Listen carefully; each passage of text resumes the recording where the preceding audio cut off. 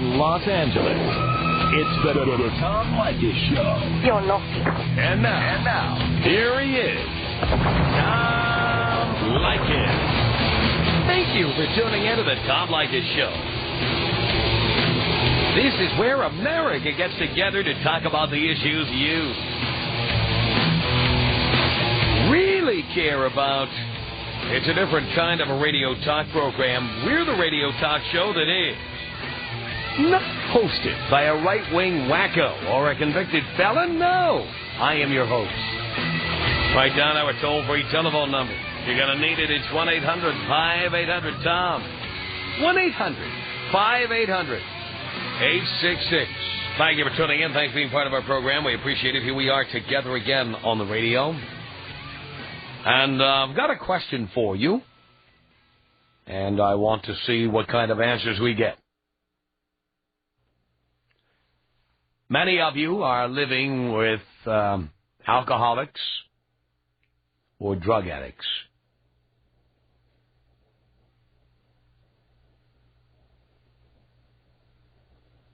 And the people who do this frequently are not themselves alcoholics or drug addicts. We hear about codependency, and, of course, we've seen movies like Leaving Las Vegas,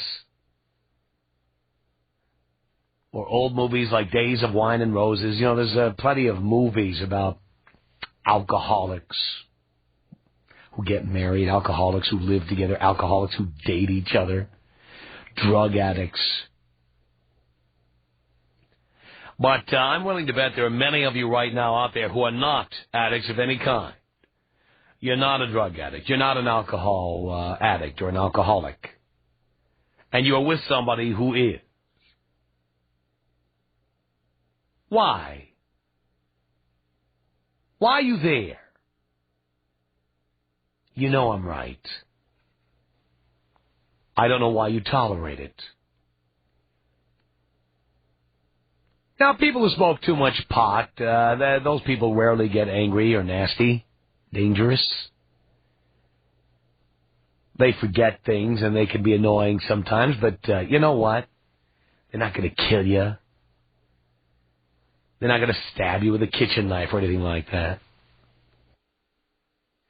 But many alcoholics and addicts of other drugs, cocaine, crack, cocaine, heroin, these are people who have serious problems, and you could get hurt. I want to know why you're there. I want you to tell me why you're there. When I'm in Seattle, I can't tell you how many women I meet who live with heroin addicts. And they just sort of take it for granted. That's the way it is, you know, that's life. Why? I want you to tell me why you do this. So if you're living with a drug addict or an alcoholic, and you are not a drug addict or an alcoholic, I want you to call me and tell me why you're there. Tom Leykis. Tom Leykis. 1-800-800-TOM. You sound like such a real nice guy. I am anything but a nice guy. The Tom Leykis Show. Tom Leykis. Yes, it's the Tom Leykis Show at 1-800-5800-TOM. Thank you for tuning in. Thank you for being part of our program. We appreciate it. All right, you're living with a drug addict or an alcoholic. Why? Angie on the Tom Leykis Show. Hello. Hey, Tom. How you doing? All right, Angie.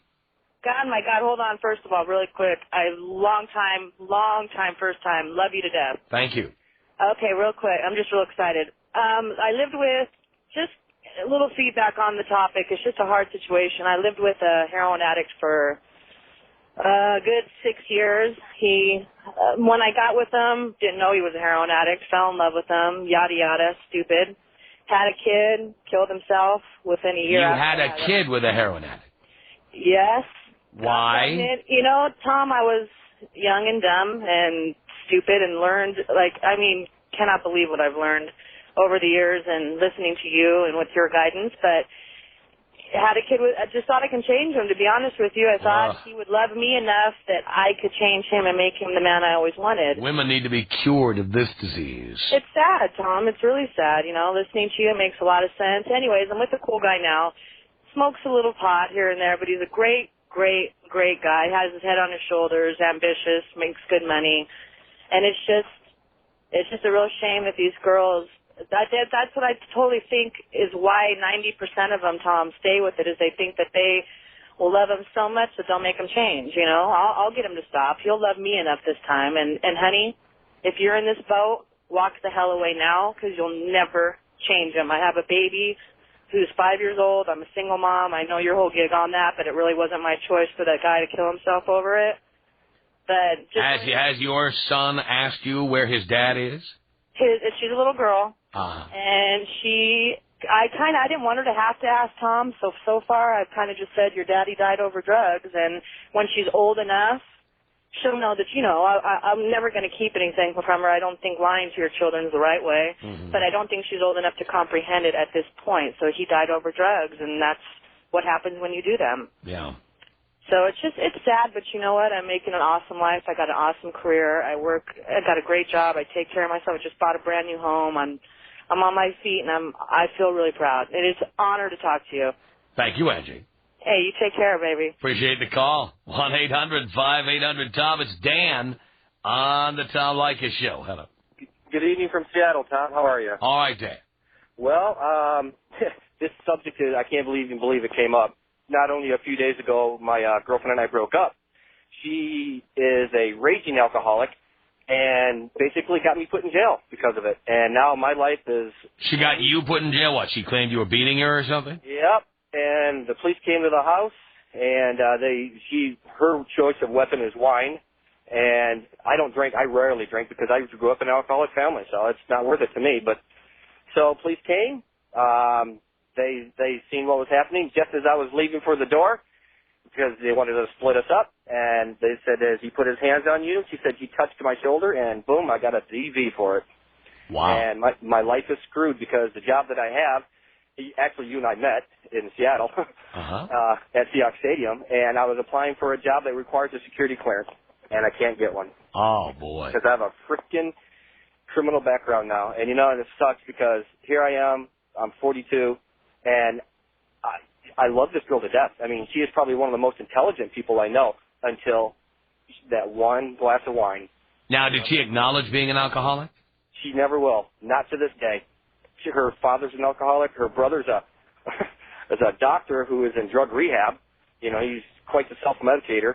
And she refuses to even acknowledge that she has an issue drinking. Mm-hmm.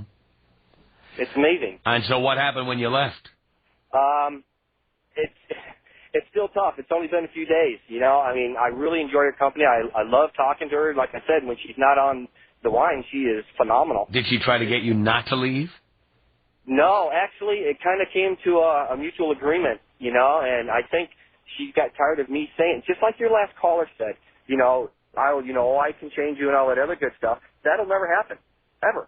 I mean, people need to realize that if you're with an alcoholic or a drug addict, they've got to change. No matter how hard, whatever you try, until they realize they've got the issue or they kill somebody or maim themselves, they're not going to change. And, you know, I've told her that a gazillion times, and enough was enough. You know, I'm 42. I need to have a life of my own. Mm-hmm. You know, we moved out here from Detroit, which I listened to you out there. Uh-huh. And I wish I'd never moved back to Seattle. I mean, this last year has been the worst part of my life. Oh, boy.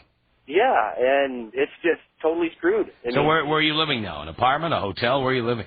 I'm living in an apartment. And it's actually nice. I mean, I've got some freedom, and, you know, I like that. But we have a no-contact order.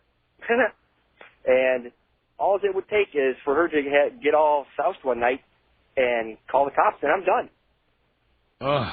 You know, for my own safety, I mean, I've got to walk away from this. Mm-hmm. You know, and people need to realize that if there's a no-contact order in the state of Washington, they don't play games. People go to jail for months for talking to people with no-contact orders. Wow. Yeah, it's extremely serious, and I hope your listeners are paying attention because the law does not mess around here. And I did touch her shoulder. There was no physical to it. I mean, crud, you have more contact. When I shook your hand at Seahawks Stadium, I had more contact with you. Mm-hmm. And they don't see it that way. And it was a female cop, whether that has anything to do with it or not, but they placed me in arrest and with a domestic violence charge, and I spent 3 days in jail. Because Wow. Yeah, and, I know what I went through, and it's like I said, this has been the most traumatic part of my life. And people, please, heed what I say. If you're with somebody that's either an alcoholic or an addict, you need to leave. Leave. Don't stay. Why stay? Doesn't make any sense to me. Dan, good to hook up with you again on the air here. 1-800-5800-TOM is our telephone number. Are you living with a drug addict or an alcoholic? Why are you doing it? Josie on the Tom Leykis show. Hello. Hello. Hello. Hello. Hello. Hi. Hi. Hello. Hi. Hi. What's up, Tom? The ratings, Josie. Greetings. I said the ratings. Oh, the ratings. Yeah, well, that's cool. I'm happy to hear that. Mm-hmm. I'm surprised because I'm not even stoned right now. Oh. Well, why did you call? Because you said to. But what did I say to call about? About somebody that's addicted to drugs or something. No, that's not what I said. Or that lives with somebody that does that. I live with somebody that smokes pot a lot. But I'm a pot smoker also, so. So you're an addict and he's an addict? Yes, she. She? Yeah. I see. You're a lesbian? No. I live with my aunt. She's my roommate. Uh-huh. And sometimes, yeah, she could trip sometimes, but. But what? She could trip like she gets in her mood sometimes, but I just stay away from her, like, when that happens. Like, she gets moody, or like she will start arguing about stuff, and they'll get out of control and stuff. But other than that, it's not like a big deal living with somebody that. Sure it is. Well, yeah, if it's like crack or something, yeah. Well, you know what? I don't believe that people are addicted to pot. Oh, okay. So you really didn't understand the question, did you? I probably didn't. Okay. I just wanted to call to be on the radio. Obviously you did. Maybe you should have smoked a little weed before you called in. 1-800-5800-TOM. It's Kim on the Tom Leykis show. Hello. Hi, Tom. Hi, Kim. I was calling because I was with my boyfriend for 6 years, and the past, 3 years, he became a crackhead. And, what made us break up recently is he went to prison for 2 years. So, that's what made you break up. It took that. Yeah, exactly. Well, what happened is I went away this summer for a trip, and when I got back, he literally had pawned everything in the house, the TV, the VCR. Is that how you found out he was a crackhead? Yeah, basically. So you did not know he smoked crack before that? Well, I knew he did occasionally, like when he went to party with his friends and stuff, but I didn't know it was that bad. What made you think that you could just smoke crack occasionally? Well, I don't smoke it, but But you've read about it, right? Yeah, I just heard about it. Yeah, I guess. But and so, what made you think that you could just do that every now and again, like you're smoking a cigar? I don't know. I just thought it was like someone who did coke on the weekends when they drank with their buddies or something. You know, coke. By the way, crack is coke. Well, yeah. I know. And coke is addictive. There are cocaine addicts. Have you heard of that? Oh, yeah, definitely. Oh, what made you think the man you were with was not an addict or was not going to be an addict? Oh, just pure stupidity, I guess. Okay. For, I'll buy it. 6 years. Right. So, you kind of hope that it's, you just hope for the best, but, eventually you got to just get rid of them. Right. And so what? The last straw was when he went to prison for what? Stealing stuff? Yeah, he actually robbed someone, tried to steal their wallet, and he got caught and got strong armed robbery. Now, if he hadn't gotten caught, would you have stayed with him? Well, I had actually kicked him out of the house, so probably not. I hadn't technically broken up with him, but I had kicked him out of the house after. Why had you kicked him out of the house? Because he had, basically stolen the stuff, pawned all my stuff. That was why you threw him out. Yeah. But until then, you were happy with this relationship? Sort of happy. I definitely wasn't happy, but I was dealing with it. Why were you even dealing with it? I mean, a relationship is supposed to be fun. It's supposed to add a dimension to your life. Why would you be doing this? Just because we were together for 6 years. I mean, that's a long time, and I don't know. I just. Don't you think when someone smokes a crack pipe, that's a sign of a big problem? Definitely, yeah. Oh, but you didn't back then. No, just stupid. Pure stupidity. So he came on and said, guess what? I was at a party and I smoked crack. And you said, that's great, honey. I don't know. I just dealt with it. I guess I didn't think it was, I don't know, because it wasn't really around me, I just didn't really care, I guess. I don't know. Pure stupidity, Tom, I'm telling you. Now, if you met another addict, would you get with him? Oh, hell no. I would stay clear away. Does that include heroin? Oh, definitely, yeah. And crystal meth? Oh, yeah. No, I would not even be with anyone that did any kind of drugs. Right. Well, that's good. Yeah, thank you. All right, Kim, thank you. Okay, thanks again, Tom. Appreciate the call. 1-800-5800-TOM is our telephone number. This is Kayleen on the Tom Leykis Show. Hello. Hey. Hey. How's it going, Tom? Great. Yeah. And you got the radio turned on, which is going to confuse everybody. Yeah, I'm trying to get away from it right now, actually. But I'm not on a cordless phone, so it's kind of hard to... Why don't you just turn it off? Okay, can you hold on for half a second? Oh, boy. All right, half a second. Okay. Time's up. Oh, Jesus. You know, tell you what. Hello? Yes. All right, put your pencils down, everybody. Yes. I was just calling because, I live with my father and my brother right now. My father, who's an alcoholic, my brother, who's addicted to crystal meth. Why are you living with them? Because right now I'm currently unemployed. And you're unemployed, so that's just a great situation over there. Yeah, it's not really the best. I'm just doing what I can to get back on my feet and get out of here. How long have you been unemployed? Oh, for only about a month now. I see. What do you do? Well, as far as a career choice, I don't really have one yet. I'm still, really young and I haven't gone back to school yet. Why not? What's that? Why not? I've been putting it off till I can get a stable job. I The see. last 3 jobs that I've had. Don't you think you'd get better jobs if you had a college degree? Yeah, I do. Wouldn't it make sense to go back to school now while you're still relatively young? Well, yeah, I'm going to, and I was going to go during the summer, but I'm pushing it back till fall. Why? Because I want to get an apartment and get out of, my family's hair before I kind of do that. Yeah. Got a couple things to pay off, my driver's license and just some past bills. How did you get into such a mess? How did I get into such a mess? Mm-hmm. It's a big, long story. I was with my ex, who pretty much took just about everything when we broke up.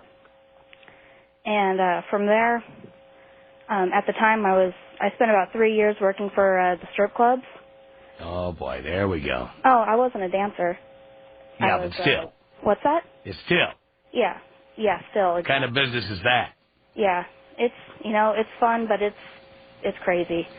So I've pretty much spent, since that big breakup being, really broke and trying to get back on my feet. Oh, my God, it's depressing just hearing you tell that story, for God's sake. The Tom Leykis Show. Leykis on Hot Talk 1080 KOTK.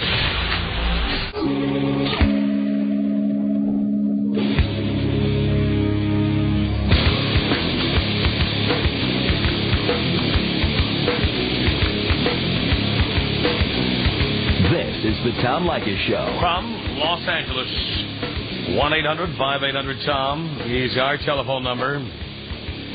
Are you living with a drug addict or an alcoholic? I want to know why. Julie on the Tom Leykis Show. Hello. Hi. Hi. I am living with someone who I believe is a pot addict. All right. I never thought that you could be. I didn't know. I thought actually that it was more of a hobby for him.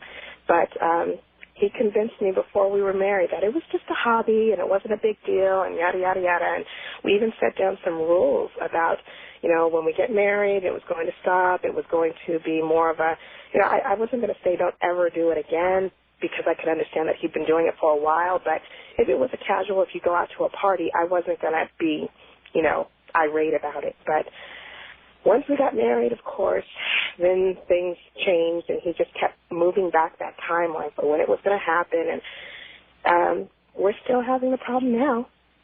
I have a problem leaving, though, because I don't have any family around, and I am a stay-at-home mother of 2 children. Why did you have children with somebody who's an addict? Well, I didn't know he was an addict at the So time. you didn't figure it out until after you had 2 children? Well, no, after I had the first one, and that was the biggest mistake. I'll tell anybody now, especially women that, you know, are getting involved in a relationship. I pretty much took someone for their word as to when they were going to stop. And I never knew anybody who actually could be addicted to pot. But, you know, I found out later on that he was just changed basically all the rules afterwards.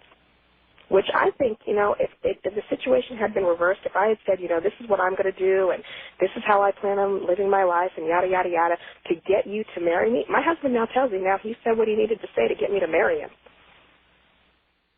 Wow. Yeah. But the point is, though, and this is what I'm trying to point out, people who get themselves into these situations, and not to beat you up, but having a second child with somebody once you knew he was an addict, that's crazy. I know. Like I planned on leaving, and he'd stop.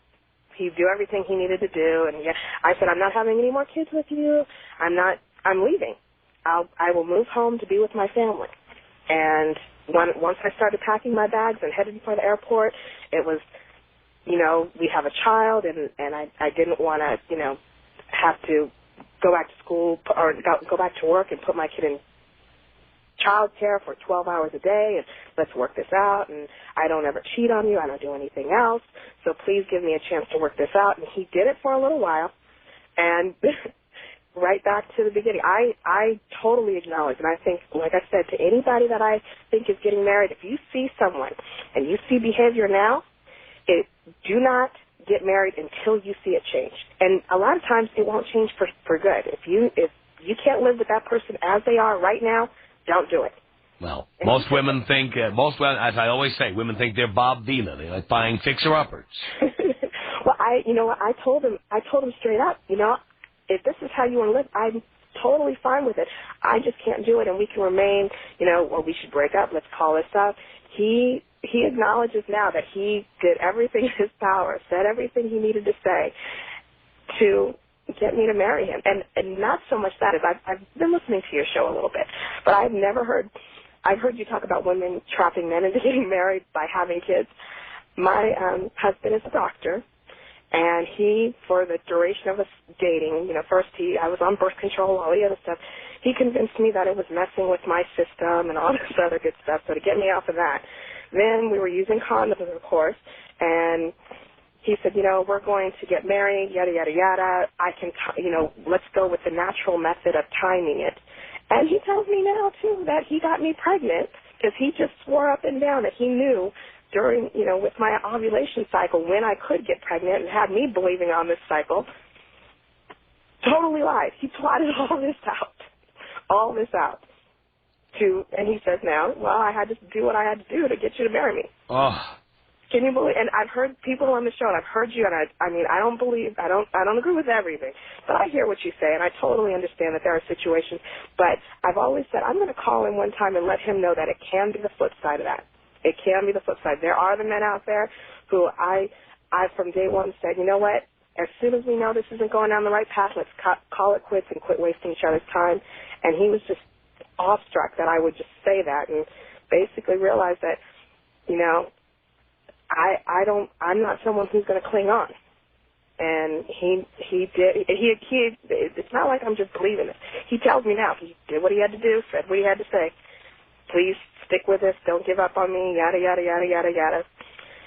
You want to, you know, we have a good life. I provide a good home. I provide a good atmosphere. You know, you can leave now and you can put your kids into child care 12 hours a day to go get you a job, but who is it going to be hurting in the long run? So he'll guilt me into staying for a while until I can probably get back, you know, with my surroundings and my family, and realize that, you know, and I acknowledge he doesn't do anything. You know, I don't have to worry about him cheating. He's never. Yeah, well, who wants him? Well, that's the funny thing is, you know, on the. I wonder how many women get with guys like this for that reason. Well, he'll never cheat on me. Well, it's not so much that he'll never cheat on me, but, you know, he treated me very well, and it was a really good relationship. Again, I just thought it was kind of a, you know, when I was in college, I was one of the few people who didn't get high that I saw around me. So it wasn't anything that, like, took me, now, it wasn't like the girl who said her boyfriend was smoking crack. There's no way. I thought marijuana, there's casual marijuana use, not a big deal, yada, yada, yada. But I never thought that this would be a situation that would overcome it. He hasn't done any other drugs. I would never even, you know, and for me to be considering leaving over pot smoking, there's just no way that I would even be with someone that did anything else. Well, sounds like you do a lot of rationalizing even to this day. Music.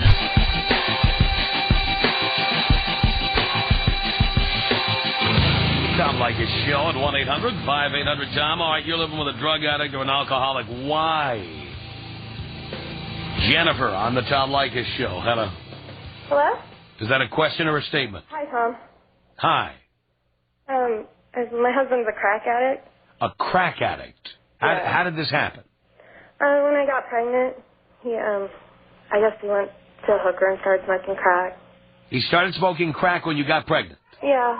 So he had never smoked crack before that? Well, that's what he says. I don't think so. Uh-huh. All right, so he started smoking crack. And how did you react when you heard that he was smoking crack? Took him to rehab. You took him to rehab. Yeah. And, of course, it didn't work. No. And he continued smoking crack. Yeah, it's been 6 years. And he does about once a month now. Why do you tolerate it? I guess because no matter what I do, he's always worse. And I feel better than him. You know, if I'm fat or lazy, it doesn't matter because he's worse. But now, let me understand something. Dino tells me that he's stolen from you?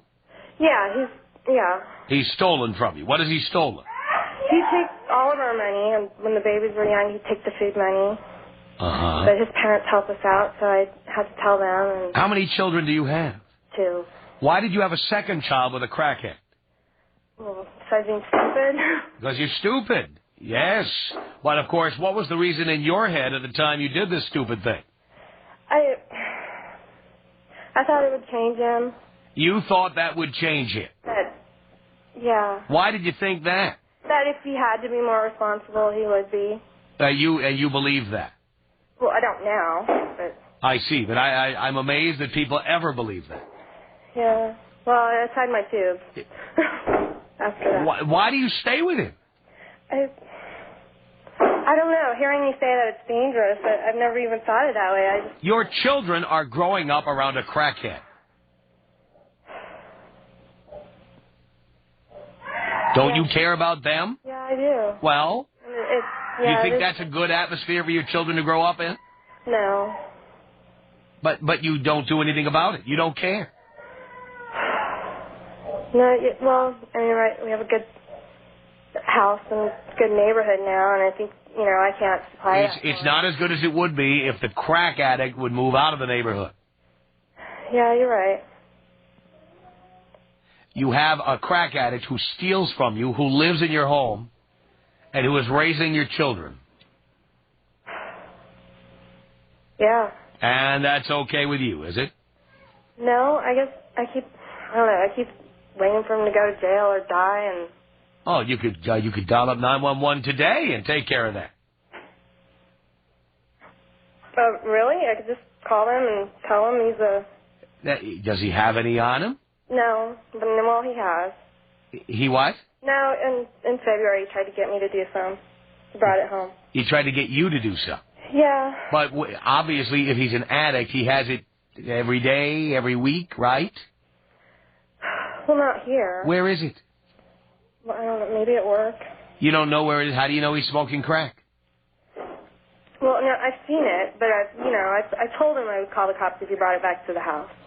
Right. So he does it underground. He does it to other places. It's in his car. Yeah. It's in his desk drawer. Yeah, I think I can control it. You can't control it. It's crack.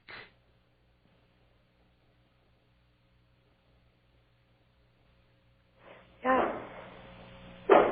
You are in complete denial, and moreover, you are an enabler. You're codependent.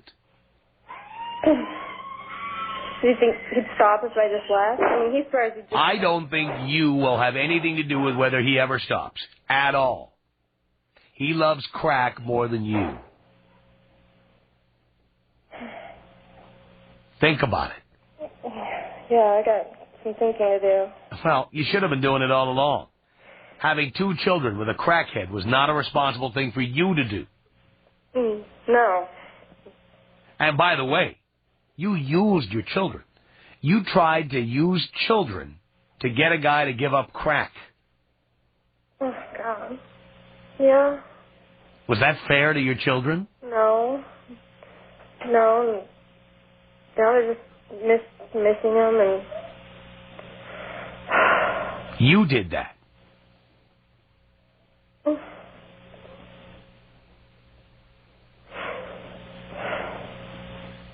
Yeah, well...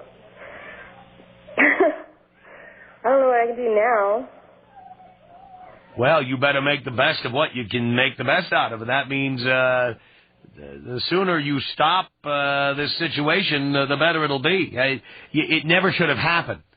Yeah, you're right. But what happens if he goes to prison and your kids have to see that? You ever think about things like that? No, I think I can hide it from him. Hey, Daddy's sitting in his car smoking crack and the police pull up. Then you have to explain to your kids why the police took Daddy away. Don't you ever think about the situations that could come up? No. No. Do you ever fight with your husband? Yeah. Uh-huh. And do the kids hear the 2 of you fighting? Yeah. And you think that's good for them too, do you? No. Well, what exactly do your kids get out of this situation? I guess it's money. Drug addicts are the most selfish, dishonest people in the entire world.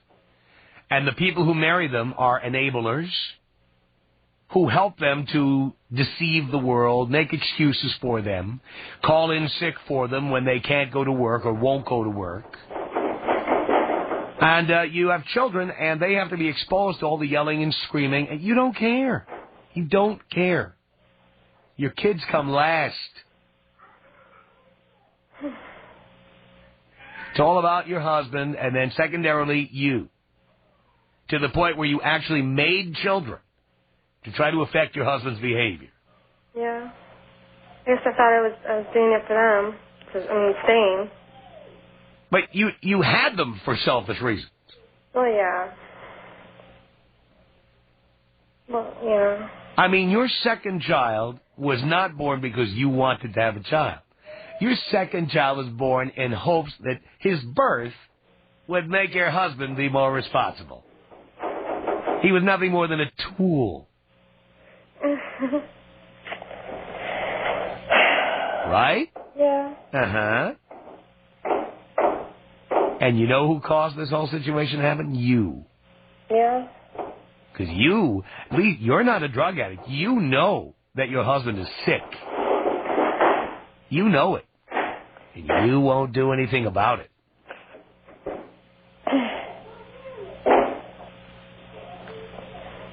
Well, yeah. It's, he says he can still get custody even because he can't prove it. He'll stay clean long enough to get custody. And well, dear, you had your opportunity to call the police when he was smoking crack at home, if that's really what you wanted to do. Yeah, you're right. But you didn't care enough to do that, did you? No. No.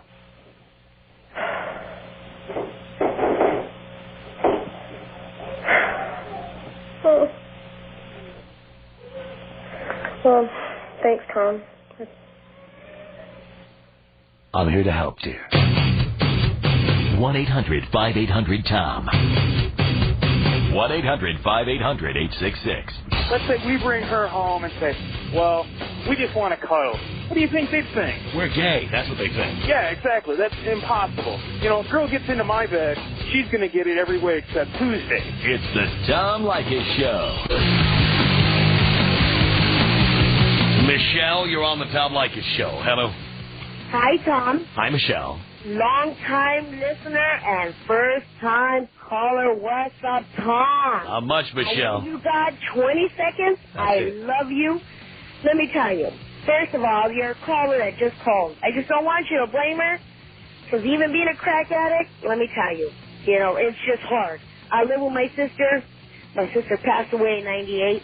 She was a big-time meth user, and let me tell you, she cooked it. She died from it, basically. But let me just tell you this.